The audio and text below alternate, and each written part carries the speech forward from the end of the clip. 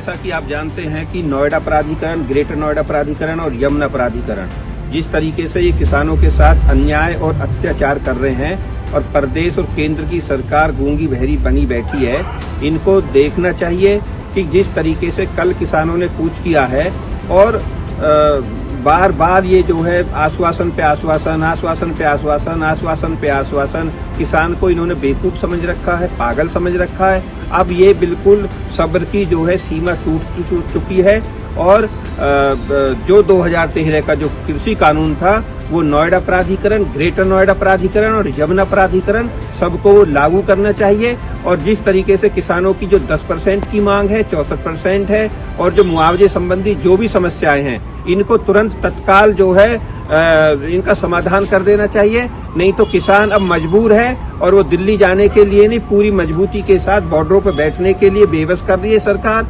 अधिकारी सुनने को तैयार नहीं है और किसान पूरी तरीके से किसान को बर्बाद करना चाहते हैं। मैं उन्हें ये बोलना चाहता हूं, यदि शासन और प्रशासन अभी तक नहीं जागा, नहीं सचेत हुआ, तो ये आप देख लेना कि पूरी मजबूती के साथ किसानों का जो अगला कूच होगा वो बहुत बड़ा कूच होगा।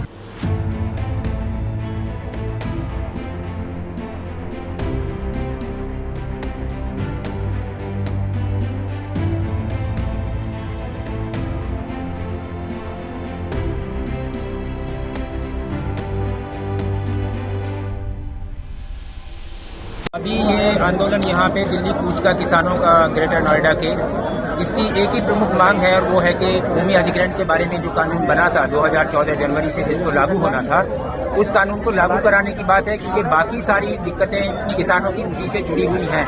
और हमें मालूम है कि ये जो सरकार केंद्र और उत्तर प्रदेश में चल रही है, ये भूमि अधिग्रहण के नए कानून के बिल्कुल खिलाफ है, उसका उल्लंघन करती है।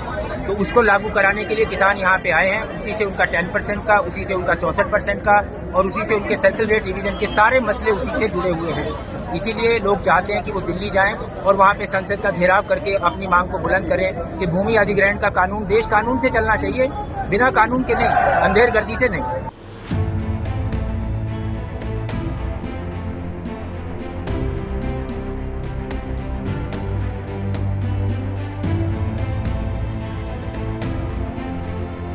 किसान सिर्फ अपने अधिकारों के लिए जा रहा है। आप सभी को पता होगा कि काफी समय से धरना चल रहा है नोएडा के सभी प्राधिकरणों पर।